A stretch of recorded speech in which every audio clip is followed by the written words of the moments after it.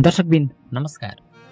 उनी कहिले रोएनन्, हामी भने रोइरह्यौँ, तर हाम्रा आँखामा बगिरहेका आँसु कसैले नदेखिउन् भनेर सुकाउन हर उपाय गरिरहे।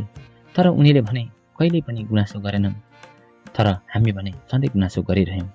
तर भने हामीलाई कहिले गुनासो नहोस् भनेर रातभर निन्द्राहीन भएर पनि बसिरहे।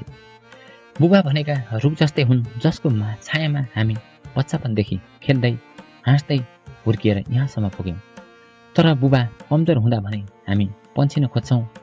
बुबाले भने हामी सानो छँदा हाम्रा हात समाएर हिँड्न सिकाए, तर हामी ठुला हुँदै गयौँ भने बुबा बिरामी भएर बसेको ठाउँ नजिक जान लाज मानिरहेका हुन्छौँ।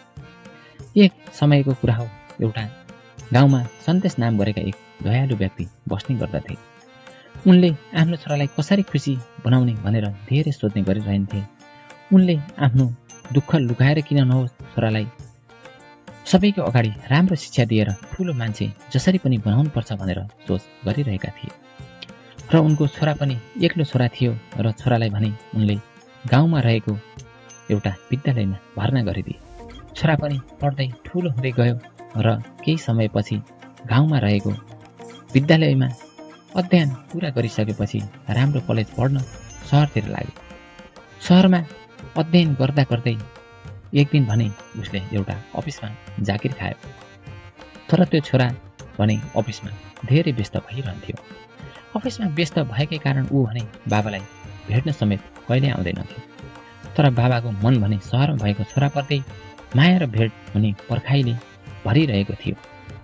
चाडपर्व आउँदा गाउँका सबै सहरमा बस्ने विद्यार्थीदेखि जागिरमा रहेका सबै मान्छे गाउँ फर्किन्थे। तर ऊ भने फुर्सद मिलेन भनेर कहिले गाउँ आउँदैनथ्यो। उसका बाबा भने छोरा आउँछ भन्ने आशामा सधैँ घर नजिकको बाटो हेरेर बसिरहेका हुन्थे। बाटोमा तल माथि हिँड्ने मान्छेले पनि बाबालाई सधैँ सोधिरहेका हुन्थे, तपाईँको छोरा कहिले गाउँ आउँछ भनेर। तर ती बाबाले भने सधैँ खुसी हुँदै भन्ने गर्थे, छोरा मलाई धेरै माया गर्छ, थाहा छ, काममा व्यस्त होला, एक दिनभित्र त पक्कै आउँछ होला। यसरी नै समय बित्दै जाँदा एक दिन बुबा बिरामी भयो। तर सानोतिनो उपचारले सम्भव नभएपछि बुबालाई भने राम्रो अस्पतालका लागि अलि राम्रो अस्पतालमा लगेर उपचार गर्न डाक्टरले सल्लाह दिए। र गाउँका छिमेकी साथीभाइहरूले पनि बुबालाई राम्रो अस्पतालमा उपचार गर्नको लागि लगेर भर्ना गराए। तर सहरमा बस्ने छोरालाई भने बुबा बिरामी छन् भन्ने कुरा थाहै भएन।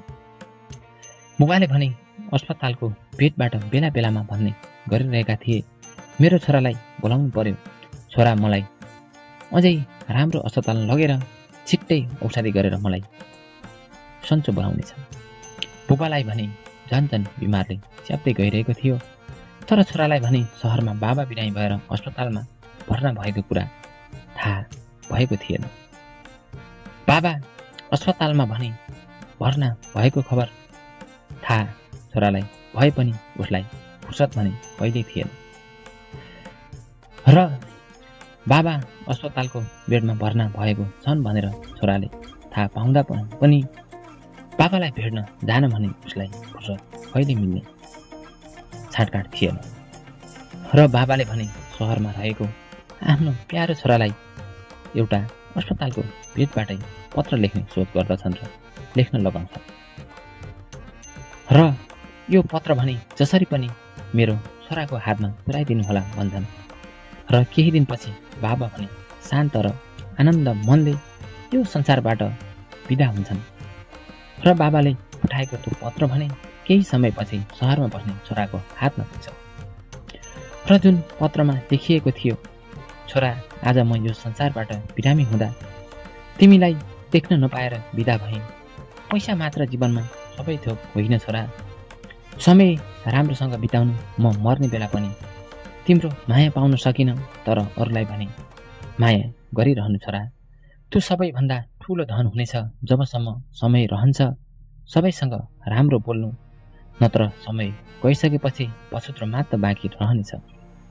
छोराले भने अस्पतालको बेडबाट बाबाले बिरामी भएर अन्तिम अवस्थामा अरूलाई नै लेख्न लगाएर पठाएको पत्र पढ्यो र आँखाबाट आँसुका धारा पकाउँदै ढाको छोडेर रुन थाल्यो र छोराले भने, पहिलोपल्ट महसुस गर्छ बाबाले जीवनभरि उसलाई नै जे दिएका थिए सबै माया दिएका थिए।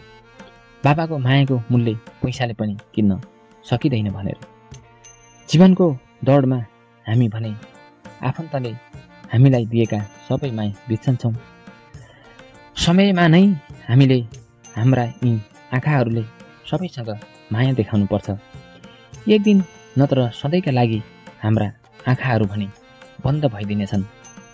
समय र माया यी दुईवटा वस्तु हामीले जिउँदै छँदा राम्रोसँग दिन सक्नुपर्छ। मरिसकेपछि त न समय फर्केर आउँछ न त मायाका अभिव्यक्ति सुनिदिने मान्छे हामीले कहिले पाउँछौँ। दर्शकबिन हजुरहरूलाई यो भिडियो कस्तो लाग्यो? अन्तिमसम्म भिडियो हेरेर साथ दिनुभएकोमा धन्यवाद। फेरि पनि यस्तै भिडियो लिएर उपस्थित हुने नै छौँ। हाम्रो च्यानल हेर्दै गर्नुहोला।